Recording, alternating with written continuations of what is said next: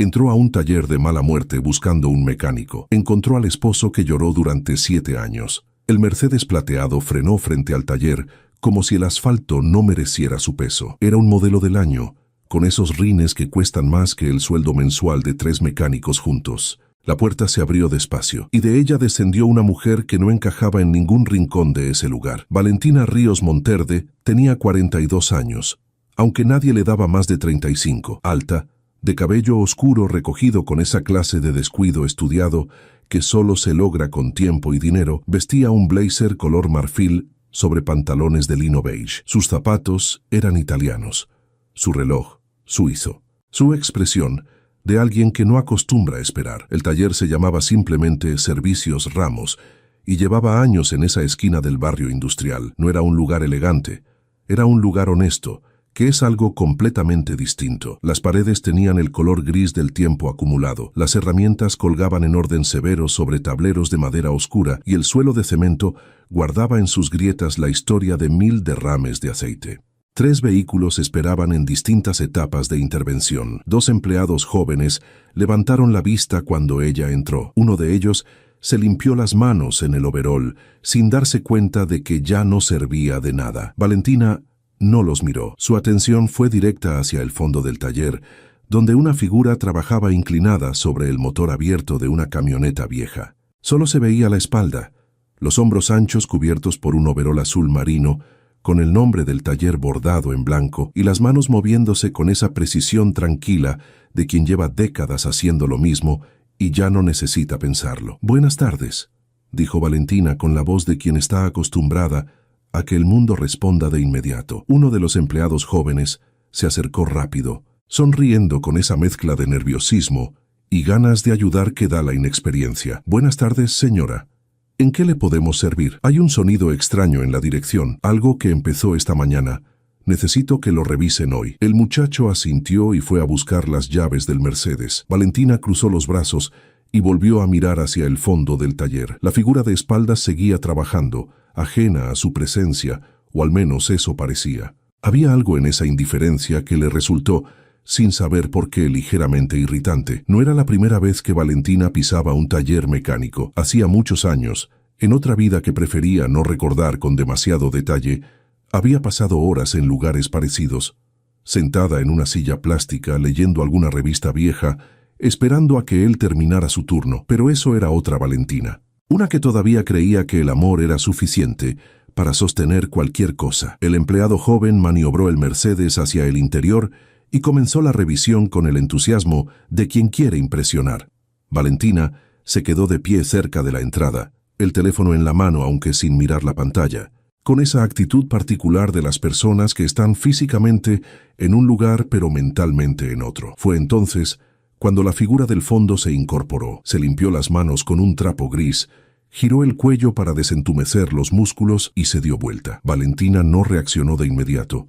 El cerebro humano, cuando recibe una información que contradice todo lo que cree saber, tarda un instante en procesar. No es cobardía. Es simplemente la velocidad a la que la realidad puede reorganizarse. El hombre tenía el cabello más corto que antes, con hilos blancos en las sienes que no estaban ahí 7 años atrás. Tenía una cicatriz pequeña cerca de la ceja izquierda, nueva también. Tenía el mismo porte, los mismos hombros, la misma forma de pararse con el peso ligeramente cargado hacia la pierna derecha. Tenía exactamente la misma mandíbula, la misma nariz levemente torcida de una fractura vieja, los mismos ojos oscuros y profundos que ella había visto cerrados en una foto de identificación que la policía le mostró junto con el informe que decía «Cuerpo no recuperado, muerte presumida». Se había llamado Rodrigo Saavedra, y estaba vivo. Estaba completamente, ordinariamente, increíblemente vivo, limpiándose el aceite de los nudillos en un taller mecánico de barrio, a menos de 40 kilómetros de la ciudad donde ella había llorado su muerte, vendido sus cosas, cerrado su historia y construido otra. Él la miró con la expresión neutral de quien ve a una cliente más. «Buenas tardes», dijo él, la misma voz, grave, sin apuro. «¿La están atendiendo?» Valentina abrió la boca y no salió nada, no porque no tuviera palabras, sino porque en ese momento había demasiadas, apiladas unas sobre otras, y ninguna era la correcta para lo que estaba viviendo. No existe el protocolo social para el instante en que el muerto que lloraste durante años te pregunta si ya te están atendiendo. Sí, respondió al final, con una voz que no reconoció como propia. Gracias. Rodrigo asintió con esa cortesía profesional de quien ya volvió a concentrarse en otra cosa y se dirigió hacia una de las mesas de trabajo. Valentina giró despacio hacia el Mercedes, que el empleado joven seguía revisando, y puso una mano sobre la carrocería fría, como si necesitara algo sólido a que sostenerse. El corazón le golpeaba con una fuerza que hacía años no sentía. No de amor, no todavía. De algo más antiguo y más peligroso que el amor, el reconocimiento. Imagina que tienes un recuerdo que enterraste tan profundo que ya casi no duele. Uno de esos que aprendiste a rodear en lugar de atravesar, como se rodea un hoyo en el pavimento que ya sabes de memoria. Lo evitas sin pensarlo. Lo evitas tan bien que un día te convences de que ya no está ahí. Ahora imagina que en un martes cualquiera, en un taller mecánico que huele a aceite quemado y metal frío, ese hoyo aparece frente a ti con cara, con voz, con las mismas manos que una vez sostuvieron las tuyas. Eso es lo que sientes ahora mismo. Estás de pie junto a tu auto, con los ojos fijos en un punto que no es ninguno, y tu cuerpo ha tomado la decisión más inteligente que ha tomado en mucho tiempo. No moverse, porque moverse implicaría elegir una dirección. Y en este momento no existe ninguna dirección que tenga sentido. Puedes escuchar al empleado joven hablarte, algo sobre la dirección hidráulica, algo sobre una manguera con desgaste, algo sobre el tiempo que tomará la reparación. Las palabras llegan pero no aterrizan. Son sonidos que flotan en el aire, mientras tu atención entera, cada gramo de conciencia que tienes, está anclada a ese hombre que trabaja al fondo del taller, como si el mundo fuera un lugar perfectamente normal. Te obligas a respirar una vez, despacio, y empiezas a observar. Lo observas como nunca te permitiste observar a nadie en los últimos años. Con esa atención total y sin disimulo, que solo te dan los momentos en que el protocolo social deja de importar, porque algo más urgente lo ha reemplazado. Lo miras moverse entre las herramientas con una familiaridad que no se aprende, que se vive. Lo miras inclinarse sobre un motor con esa paciencia particular que siempre te pareció admirable y a veces desesperante. Lo miras y buscas, con desesperación metódica, algo que no cuadre, algo que te permita decir, no es él. Es alguien que se le parece. Es un error del cerebro agotado, de la mente que a veces fabrica lo que más necesita. Pero no encuentras ese algo. Encuentras lo contrario. Encuentras la forma en que inclina la cabeza hacia la derecha cuando piensa. Encuentras el pequeño tic de llevarse el dorso de la mano a la frente cuando hace calor, sin darse cuenta, como si fuera un reflejo tan antiguo que ya no le pertenece conscientemente. Encuentras los nudillos grandes, la muñeca izquierda donde debería haber, donde hay, una cicatriz delgada de una caída en bicicleta a los 16 años que él te contó una noche de esas en que los dos hablaban hasta que el cielo se ponía gris. Rodrigo Saavedra tiene esa cicatriz. El hombre que está frente a ti también. Sientes algo moverse en el centro del pecho. No es ternura. Todavía no. Es algo más parecido a la rabia.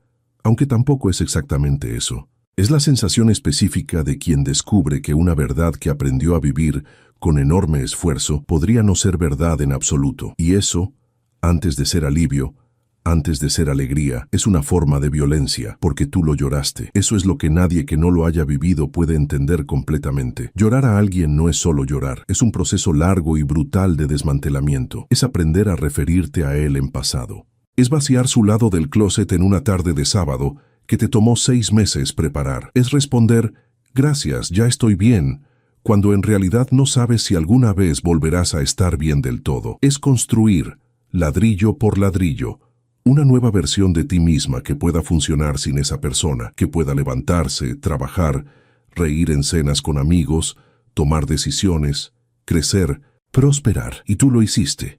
Dios sabe que lo hiciste. La empresa que hoy factura 8 cifras anuales no cayó del cielo. Cayó de noches sin dormir, de decisiones tomadas con el estómago cerrado, de aprender a confiar en tu propio criterio cuando ya no tenías a nadie al lado para rebotar ideas a medianoche. Valentina Ríos Monterde, la mujer de negocios, la empresaria respetada, la que aparece en las revistas del sector con frases que la gente guarda en su teléfono, esa mujer fue construida sobre las ruinas de la que lloró a Rodrigo Saavedra. Y ahora él está ahí, limpiándose las manos, preguntando si ya te atendieron. completamente ajeno al hecho de que su existencia, su simple y escandalosa existencia, acaba de resquebrajar algo que tardaste años en volver a hacer sólido. El empleado joven te dice que la reparación tomará hasta mañana al mediodía. Te pregunta si necesitas que te consigan transporte. Lo miras. ¿Quién es el dueño del taller? Preguntas. Y tu voz suena más calmada de lo que mereces. El muchacho señala hacia el fondo sin pensarlo 2 veces. El señor Ramos. Él lleva el negocio solo desde hace como 6 años. Ramos. No Saavedra. Ramos. Sientes el filo frío de ese detalle. Un nombre diferente. Lo cual significa que no fue un accidente, no fue una confusión, no fue una crisis que lo dejó sin memoria en algún hospital lejano. Cambiar de nombre requiere intención, requiere decisión, requiere que alguien en algún momento haya elegido activamente dejar de ser quien era, elegido desaparecer, elegido dejarte creer que estaba muerto. Piensas en esto y algo termina de organizarse dentro de ti. La conmoción no desaparece, pero debajo de ella empieza a formarse algo más firme. Algo que reconoces porque lo has usado muchas veces en salas de juntas y negociaciones difíciles, la determinación. No vas a salir de este taller sin una respuesta. Dígale al señor Ramos que me gustaría hablar con él cuando tenga un momento. Le dices al empleado con el tono exacto que usas cuando das una instrucción que no admite interpretación alternativa.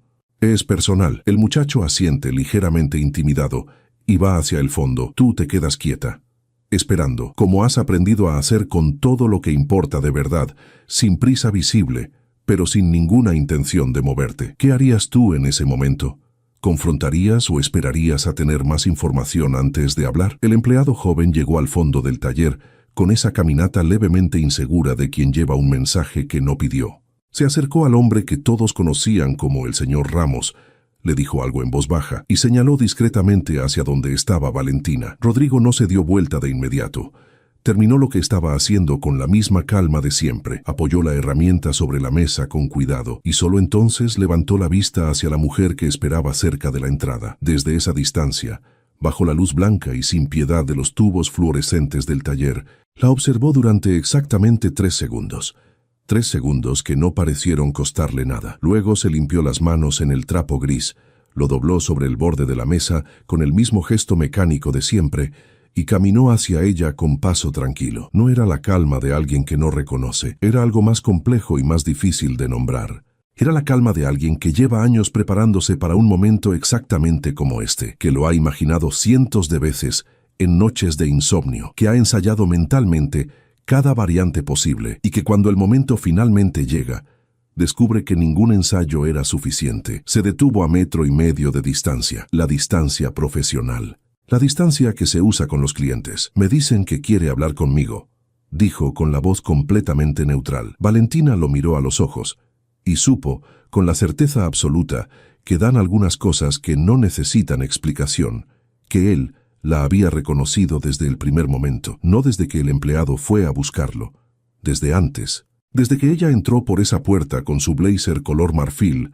y sus zapatos italianos, y su forma de pararse que no había cambiado en 7 años, la había reconocido y había seguido trabajando. Eso era nuevo, eso era información. Sí, respondió ella con la misma neutralidad, porque 2 podían jugar a ese juego, y además ella era muy buena en él, en privado si es posible. Hubo una pausa breve. Rodrigo miró hacia los 2 empleados que fingían no estar prestando atención con el entusiasmo apenas disimulado de quien está presenciando algo que va a contar después. Luego hizo un gesto hacia una pequeña oficina acristalada en el costado del taller, separada del área de trabajo por una puerta de vidrio esmerilado. Entraron. El espacio era pequeño y funcional. Un escritorio de madera oscura con una computadora vieja, 2 sillas, un archivero metálico, una ventana con persiana a medio bajar. En la pared, un calendario del año en curso y una foto enmarcada que Valentina no pudo ver bien desde donde estaba. Rodrigo cerró la puerta, pero no se sentó. Se quedó de pie junto al escritorio,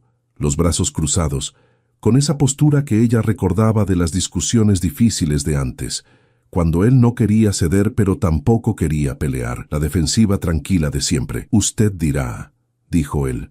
Usted, no tú. Usted. Valentina dejó pasar ese detalle sin comentarlo. Lo guardó en el mismo lugar donde guardaba todo lo que todavía no era el momento de usar. ¿Cómo te llamas?, preguntó ella. Una pausa mínima. Marco Ramos. ¿Marco Ramos?, repitió ella despacio, con el mismo tono que usaría para revisar un contrato que tiene cláusulas sospechosas. ¿Y dónde naciste, Marco? En Guadalajara. Qué curioso, dijo Valentina. Cruzó los brazos también, aunque en ella el gesto tenía una calidad diferente, más parecida a contenerse que a defenderse, porque el hombre al que estás tratando de parecerte nació en Monterrey. Tenía una cicatriz en la muñeca izquierda de una caída en bicicleta, y cuando pensaba inclinaba la cabeza exactamente así. Hizo el gesto, sutil, preciso, innegable. El silencio que siguió fue de una calidad diferente a los anteriores. Rodrigo no respondió de inmediato. Miró el suelo durante un momento, y en ese momento algo en su postura cambió. No mucho, lo suficiente, como cuando una estructura que estaba sosteniendo un peso enorme recibe un golpe pequeño en el punto exacto donde no tiene margen. Señora, dijo finalmente sin levantar la vista del todo, creo que hay una confusión. No hay ninguna confusión, dijo Valentina, y su voz no temblaba. Llevaba años entrenando esa voz para que no temblara cuando más importaba. Me llamo Valentina Ríos. Hace 7 años identifiqué tus pertenencias en una bolsa que la policía me entregó junto con un informe de muerte presumida. Te lloré, Rodrigo. Te enterré sin cuerpo y seguí viviendo porque no había otra opción. Pausa. Así que no me digas que hay una confusión. El hombre que se llamaba Marco Ramos cerró los ojos durante un segundo. Solo uno, pero fue suficiente para confirmar todo lo que Valentina ya sabía. Cuando los volvió a abrir, algo había cambiado en su expresión. No era culpa todavía, era algo más parecido al agotamiento de quien ha estado sosteniendo una mentira durante tanto tiempo que ya no recuerda bien cómo se sentía antes de ella. ¿Cómo me encontraste?, preguntó, y esta vez el usted había desaparecido. No te encontré, dijo ella. Se me averió el auto. Rodrigo soltó algo que en otras circunstancias podría haber sido una risa. No lo era. Era el sonido involuntario de quien recibe una ironía demasiado perfecta para procesarla en silencio. Valentina, no, dijo ella, y levantó una mano, firme, sin drama. Todavía no. Primero quiero que me mires y me digas que me reconociste desde que entré. Él la miró. Sí, dijo, desde que entraste y seguiste trabajando. Sí, ¿por qué? La pregunta más corta de la conversación fue también la más pesada. Rodrigo Saavedra, que ahora se llamaba Marco Ramos, que llevaba 6 años dirigiendo un taller mecánico de barrio a 40 kilómetros de la vida que había abandonado, miró a la mujer que había sido su esposa y tardó en responder, no porque no tuviera respuesta, sino porque tenía demasiadas y ninguna era suficiente para lo que había hecho, porque necesitaba saber si eras real, dijo al final en voz baja, o si era otra vez el sueño. Valentina parpadeó. Era la última respuesta que esperaba, y precisamente por eso fue la primera que la desarmó. Porque en 7 años había imaginado muchas versiones de esta conversación. Lo había imaginado asustado, o evasivo, o arrepentido, o frío. Lo había imaginado con otra mujer, con otra familia, con otra historia completa construida sobre las cenizas de la que compartieron. Lo había imaginado con excusas y con silencios y con la mirada esquiva de la culpa. No lo había imaginado soñando con ella. La foto enmarcada en la pared del fondo seguía sin dejarse ver bien desde donde estaba Valentina. Pero ahora, con los ojos entrenados en los pequeños detalles que cambian el significado de todo, pudo distinguir los colores. Una figura oscura, en un lugar que parecía familiar. Se le heló algo en el pecho, porque si esa foto era lo que creía que era, entonces la historia que estaba a punto de escuchar era mucho más complicada y mucho más dolorosa de lo que cualquiera de sus versiones imaginadas había contemplado. Me quedé mirando esa foto durante 3 segundos, que se sintieron como 3 minutos. Era yo, no una foto reciente, no algo tomado sin mi conocimiento en algún momento de estos 7 años. Era una foto que yo conocía, una que habíamos tomado juntos en un viaje a la costa, un fin de semana de octubre con el cielo nublado y el mar de fondo, y los dos todavía creyendo que el futuro era un lugar al que llegaríamos juntos. Yo tenía el cabello suelto y una chamarra azul que ya no existe. Estaba riendo de algo que él había dicho un segundo antes del disparo de la cámara y que ya no recuerdo qué era. Rodrigo tenía esa foto en su oficina, en la pared, enmarcada, a la vista de cualquiera que entrara. Sentí algo moverse dentro de mí con una violencia silenciosa que no supe cómo clasificar. No era ternura, aunque tenía algo de eso. No era rabia, aunque también tenía algo de eso. Era las dos cosas al mismo tiempo, peleando por el mismo espacio, y el resultado era una especie de parálisis emocional que solo he experimentado 2 veces en mi vida. La primera cuando me entregaron sus pertenencias en una bolsa de plástico y la segunda ahora. Esa foto, dije, y señalé hacia la pared sin terminar la frase. Rodrigo no se dio vuelta a mirarla. No necesitaba hacerlo. Sabía exactamente cuál era, en qué punto de la pared estaba, cuántos centímetros medía el marco. Se notaba en la forma en que su cuerpo respondió a mis palabras sin moverse. La familiaridad total de alguien con un objeto que ha mirado miles de veces. Sí, dijo simplemente. ¿Por qué? Levantó la vista hacia mí. Y por primera vez desde que había entrado a ese taller, desde que el mundo se había reorganizado alrededor de un hecho imposible, vi en sus ojos algo que reconocí completamente. No la culpa, no el miedo, no el cansancio de cargar un secreto durante años. El dolor, el mismo dolor específico e inconfundible que yo había aprendido a reconocer en mi propio reflejo durante meses después de su desaparición. Siéntate, dijo, con una voz que ya no era la del señor Ramos, dueño del taller, hombre sin historia. Era la de Rodrigo, la de siempre. Me senté. Él también, al otro lado del escritorio, con las manos apoyadas sobre la madera, los dedos entrelazados como cuando se prepara para decir algo difícil y necesita algo físico a que anclarse. Hay cosas que no sabes. Empezó. Evidentemente, dije, no te lo digo como excusa, te lo digo porque si no entiendes el contexto, nada de lo que voy a contarte va a tener sentido. Asentí, una vez. Lo suficiente para que continuara. Rodrigo soltó el aire despacio, miró sus manos un momento y empezó a hablar. 3 semanas antes de su desaparición, me dijo, había descubierto algo en la empresa donde trabajaba. No era un trabajo cualquiera, era el área financiera de un grupo corporativo, con conexiones que yo nunca había conocido en detalle, porque él siempre había sido cuidadoso con ese límite, el límite entre su vida laboral y la nuestra. Había encontrado casi por accidente un esquema de lavado que involucraba nombres que no debían aparecer en ningún documento y que sin embargo estaban ahí, enterrados en capas de contabilidad creativa que alguien había construido con mucha paciencia y mucho dinero. Lo había reportado internamente creyendo que era lo correcto. 48 horas después, recibió la primera amenaza. No contra él, contra mí. Me quedé completamente quieta mientras escuchaba eso. Sentí el peso de esas palabras acomodarse en el pecho con esa lentitud particular de las verdades que cambian la forma en que recuerdas el pasado. Tenían mi nombre, nuestra dirección, fotos tuyas, dijo, con la voz plana de quien ha repetido esta historia en su cabeza tantas veces que ya la narra sin inflexión, como escudo. Sabían dónde trabajabas, a qué hora salías, qué coche manejabas. Me dijeron exactamente lo que te harían si yo hablaba con alguien externo, con la policía, con un periodista, con cualquiera. Y en lugar de contármelo decidiste desaparecer, dije. No era una pregunta, era una frase que necesitaba salir en voz alta para terminar de volverse real. Decidí que si yo estaba muerto, tú ya no eras útil como amenaza, dijo. Una viuda no le sirve de presión a nadie.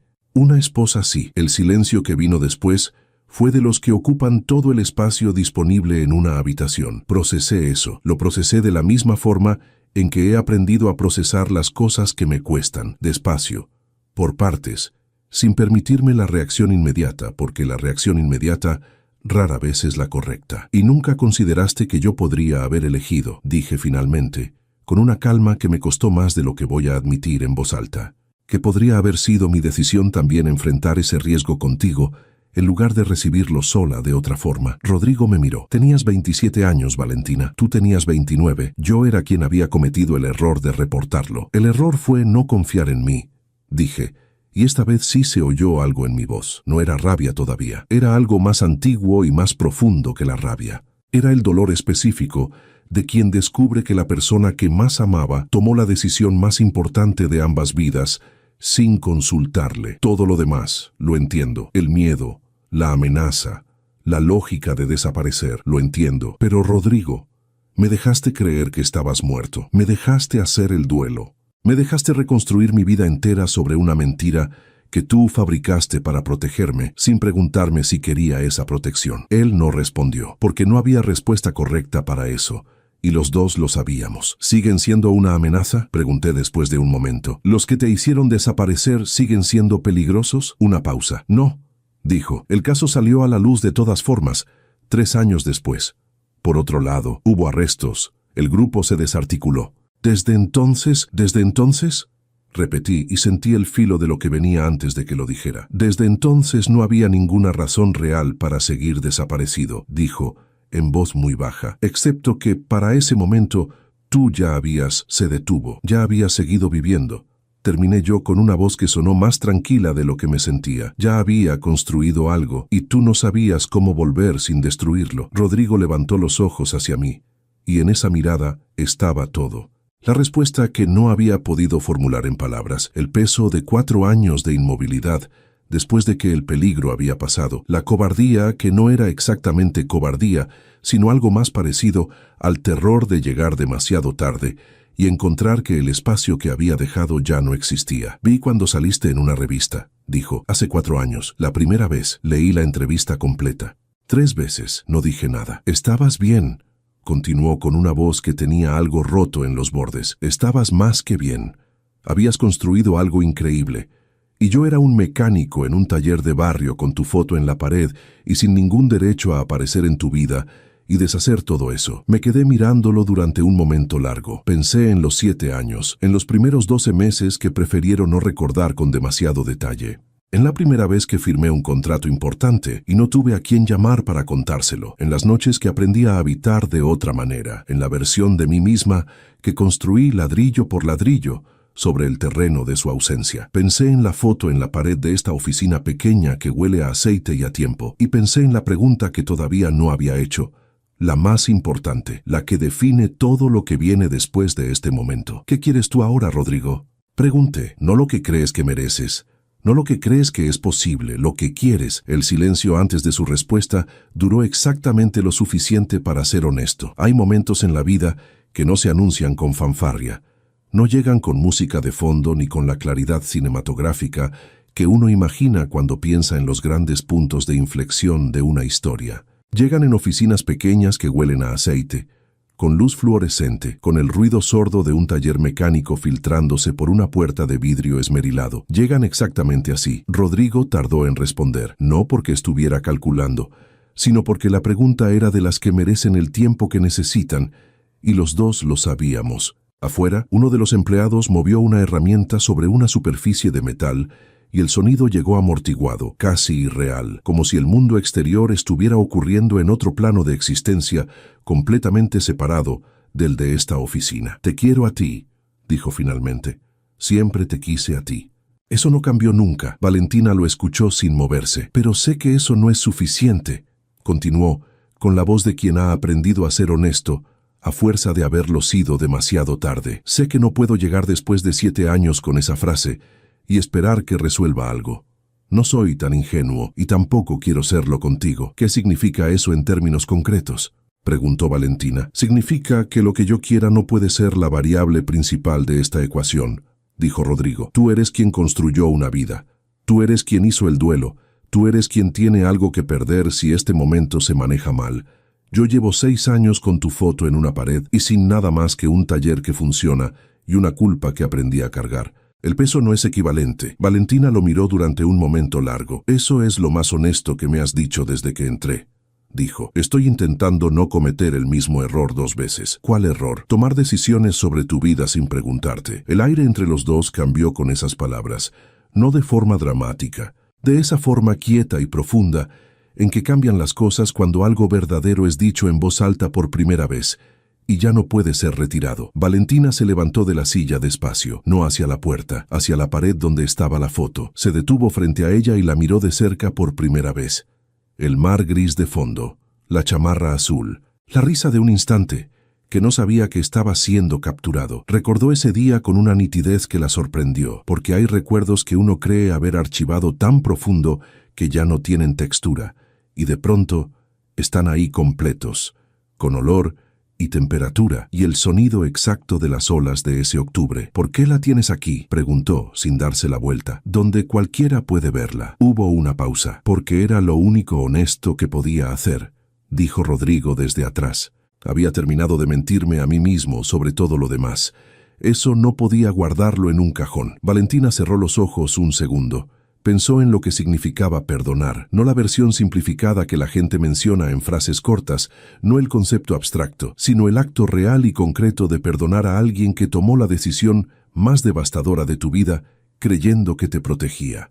Pensó en lo que significaba recibir esa información, ese contexto, esa explicación que no es excusa, pero que cambia la textura de todo lo que creías saber. Pensó en los 7 años y pensó, por primera vez desde que había entrado a ese taller, no en lo que había perdido, sino en lo que ambos habían perdido, porque era fácil, y era legítimo, situarse del lado de quien cargó el duelo, pero había otro lado, el de quien eligió desaparecer creyendo que era la única forma de mantener vivo a alguien, y luego tuvo que quedarse vivo en silencio, sin poder decirle a esa persona que seguía ahí, que seguía siendo real, que el amor no había tenido la decencia de desaparecer junto con todo lo demás. No era equivalente.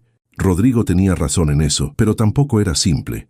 Se dio la vuelta. Rodrigo la estaba mirando con una expresión que ella reconoció, porque era la misma que había visto en su propio espejo en los peores momentos de los últimos años, la de alguien que ha dejado de pedirle al mundo una respuesta específica y simplemente espera lo que venga con la dignidad de quien ya no tiene nada que perder, excepto la verdad. No sé qué sigue, dijo Valentina.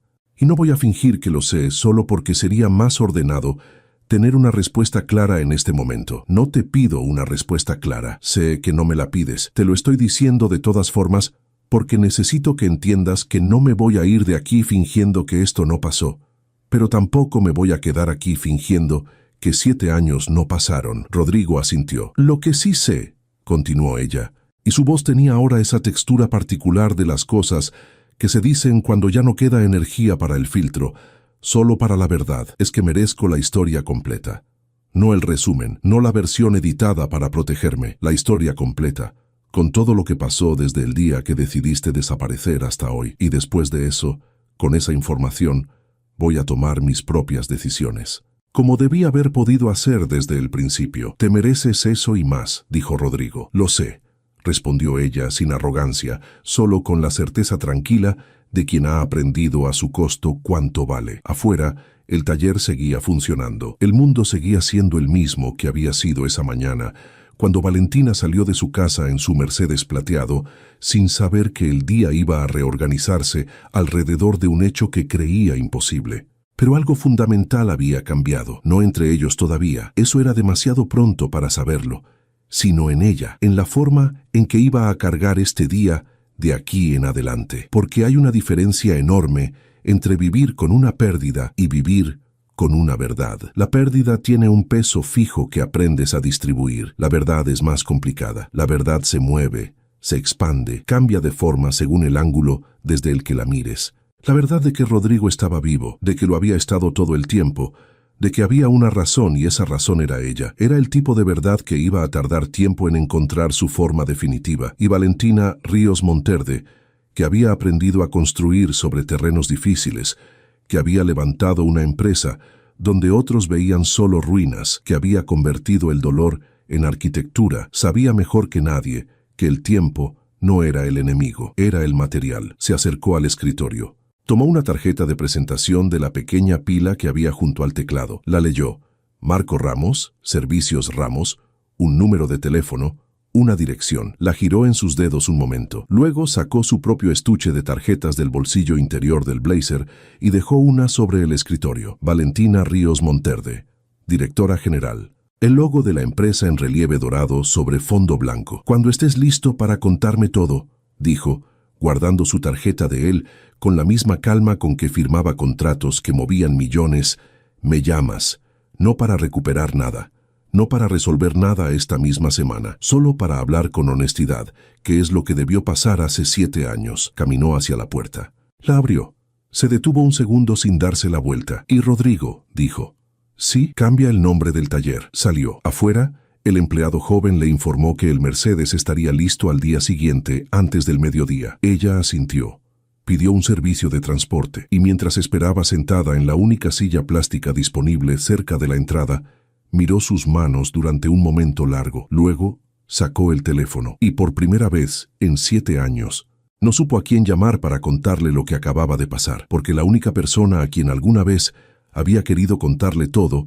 Estaba a 20 metros de distancia, del otro lado de una puerta de vidrio esmerilado, sosteniendo su tarjeta de presentación como si fuera algo frágil. Si esta historia te movió algo por dentro, si sentiste en algún momento que no podías dejar de escuchar, entonces ya sabes lo que significa encontrar contenido que realmente llega. Comparte este video con alguien que necesite escuchar una historia sobre el valor de la verdad. Y si quieres saber cómo termina todo esto desde la otra perspectiva, la que nunca te contamos, quédate para el último capítulo. Me llamo Rodrigo Saavedra.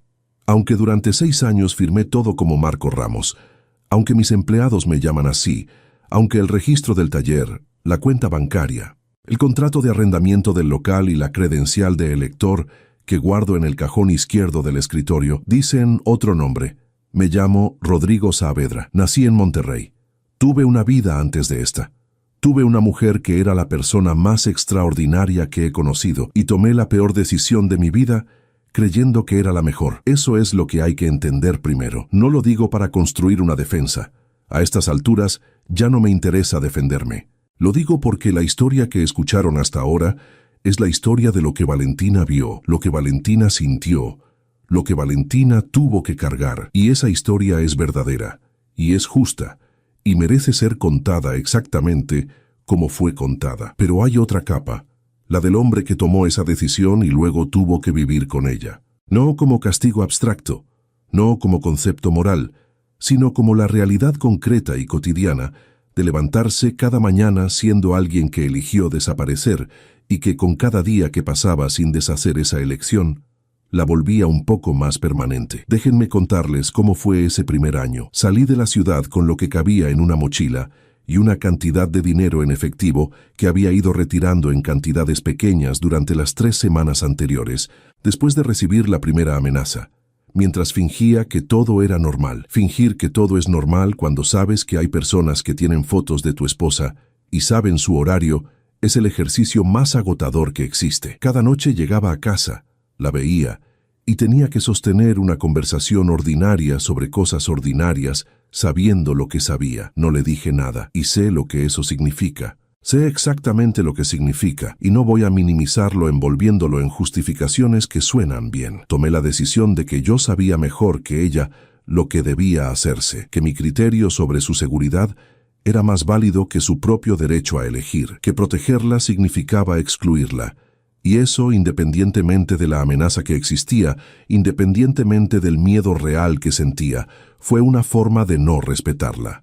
Tardé años en poder nombrar eso con esa claridad, pero es lo que fue. La noche que desaparecí, la vi dormir durante 20 minutos. Me quedé en la puerta del cuarto, en la oscuridad, mirándola respirar. Tenía el cabello extendido sobre la almohada y un brazo sobre el lado de la cama donde yo normalmente dormía, como buscando algo en el sueño. Memoricé esa imagen con la desesperación silenciosa de quien sabe que está a punto de no tener acceso a ella por mucho tiempo, quizás para siempre, y necesita llevarse algo. Luego me fui. Los primeros 6 meses fueron los más difíciles en una forma que no tiene nombre preciso. No era el peligro, que era real pero manejable con suficiente distancia y cuidado. Era la ausencia de ella como estructura, porque Valentina no era solo la persona que amaba. Era la persona con quien procesaba el mundo, la que me preguntaba qué pensaba y escuchaba la respuesta de verdad, la que me decía cuando estaba equivocado con esa honestidad directa que a veces me molestaba y que ahora daría cualquier cosa por volver a recibir. Sin eso, el mundo era más silencioso de lo que había imaginado. Me establecí en este barrio porque era lo suficientemente lejos y lo suficientemente parecido a los lugares donde me sentía funcionar. Conseguí trabajo en un taller ajeno primero, callado, aprendiendo las rutas del lugar, construyendo la identidad nueva con la paciencia de quien no tiene apuro porque no tiene a dónde ir. Marco Ramos fue tomando forma despacio, un hombre sin historia visible, sin familia mencionada, sin pasado del que hablar. Mis compañeros de entonces aprendieron a no preguntarme, no porque fuera hostil, sino porque era claro que no había respuestas disponibles. Al año y medio, el taller donde trabajaba cerró. Usé los ahorros para arrendar este local. Puse mi nombre, el nuevo, sobre la puerta y empecé. El trabajo me salvó de una forma que no esperaba. No como distracción, sino como identidad de emergencia. Mientras tuviera algo que hacer con las manos, mientras hubiera un motor que diagnosticar, Un problema concreto con una solución concreta podía funcionar. Los motores no mienten, no tienen capas, ni subtextos, ni historias que se contradicen. Tienen fallas específicas con causas específicas y si haces el trabajo bien se resuelven. En esa época necesitaba desesperadamente ese tipo de lógica. El caso salió a la luz 3 años después de mi desaparición. Me enteré por las noticias, en la pantalla pequeña de una computadora vieja que tenía en el taller. Vi los nombres, vi los arrestos, vi el desmantelamiento de la red que me había obligado a dejar de existir. Me quedé sentado frente a esa pantalla durante un tiempo que no supe medir. Y entonces vino el momento más difícil de toda esta historia, no el momento de huir. No el primer año de ausencia, el momento en que el peligro desapareció y me quedé sin la única justificación que tenía para seguir siendo Marco Ramos. Busqué a Valentina esa misma noche, en internet, con cuidado, como había aprendido a hacer las pocas veces que me había permitido hacerlo en los años anteriores, con la velocidad culpable de quien sabe que está haciendo algo que no debería, pero no puede detenerse. Y la encontré, no en noticias personales, sino en noticias de negocios. Una empresa que crecía, un nombre que empezaba a aparecer en contextos que importaban, una fotografía en un artículo donde ella miraba a la cámara con una seguridad que yo conocía, pero que tenía algo nuevo, algo que se construye solo cuando ya no dependes de nadie más para sostenerte. Me alegré. Eso es lo que nadie espera que diga, pero es la verdad. Me alegré, no con la alegría simple de quien ve algo bueno, con esa alegría complicada y dolorosa, de quien entiende que la persona que amaba era capaz de ser más de lo que incluso él había visto, y que esa capacidad se desarrolló en parte porque él no estaba, y ahí me quedé paralizado, porque volver significaba llegar con las manos vacías a interrumpir algo que funcionaba. Significaba pedirle a alguien que había rehecho su mundo que lo reorganizara otra vez por mí. Significaba asumir que mi presencia era un regalo, cuando lo más honesto que podía hacer era reconocer que era, en el mejor de los casos, una complicación. Así que no volví. Me quedé con la foto en la pared, que la había impreso de esa red social donde la encontré la primera vez, de un álbum viejo que alguien de su círculo había subido, donde salíamos los dos en ese viaje a la costa. La enmarqué, la colgué donde pudiera verla, no como tortura, aunque a veces lo era, como recordatorio de que había algo real que había existido, y que mi vida no era solo este taller y este nombre prestado, como la única honestidad que me permitía. El día que entró por esa puerta con su blazer color marfil y sus zapatos que no pertenecían a este barrio, la reconocí antes de darme la vuelta. Reconocí la forma de sus pasos, el ritmo específico con que camina cuando está en territorio desconocido y no quiere que se note. Lo reconocí y sentí algo que no había sentido en 6 años. Pánico real, no de ella, por ella, pánico de lo que este momento podía hacerle, de llegar sin aviso, sin preparación, como una grieta en el piso de una vida que ella había construido con tanto esfuerzo. Seguí trabajando porque necesitaba 3 minutos para decidir qué hacer, para encontrar alguna versión de este encuentro que no fuera un desastre, para recordarme que ella era la variable principal y yo era el problema a resolver. No encontré esa versión. Así que cuando el empleado vino a buscarme, fui. Y ella fue exactamente quien siempre fue. Exactamente, sin un gramo menos de la claridad, la honestidad y la dignidad que siempre la definieron. Me hizo las preguntas correctas en el orden correcto y no me dejó esconderme detrás de ninguna de las versiones cómodas de esta historia. La tarjeta que dejó sobre mi escritorio la tengo ahora en el bolsillo izquierdo del overol. No la he llamado todavía. Han pasado 4 días. No porque no quiera, sino porque estoy haciendo lo que debía haber hecho hace mucho tiempo, pensando en lo que ella necesita escuchar en lugar de en lo que yo necesito decir. Preparando la versión completa y sin editar de todo lo que pasó, sin omisiones estratégicas, sin los recortes que hacemos instintivamente para quedar mejor en nuestra propia historia. Esta noche voy a llamarla. No sé lo que sigue, no sé si hay un camino de regreso, o si el camino que existe lleva a algún lugar completamente diferente que ninguno de los dos puede ver todavía.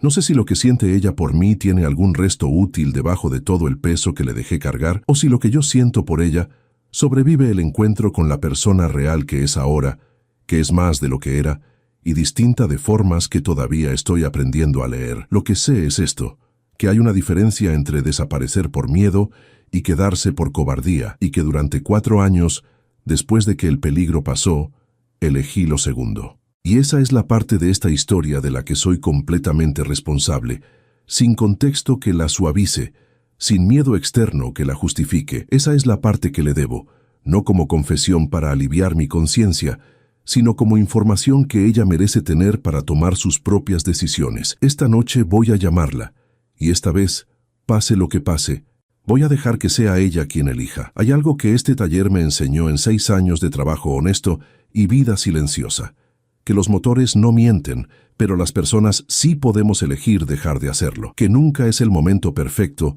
para decir la verdad difícil, pero siempre es mejor que el momento siguiente, que el valor no es la ausencia del miedo, sino la decisión de hablar a pesar de él. Si llegaron hasta aquí, si escucharon esta historia completa desde los dos lados, entonces saben que la vida real rara vez tiene la forma limpia que esperamos, que las personas que nos hacen daño a veces lo hacen desde un lugar que también duele, y que perdonar cuando llega no llega porque la herida desapareció, sino porque decidimos que la verdad vale más que el rencor. Dejen en los comentarios ¿qué harían ustedes? ¿Le darían una segunda oportunidad a Rodrigo? ¿O hay cosas que, sin importar la explicación, ya no tienen regreso? Y si esta historia les llegó de verdad, compártanla. Porque a veces la historia que alguien necesita escuchar es exactamente esta, que no todo lo que se rompe está perdido y que nunca es demasiado tarde para elegir la honestidad.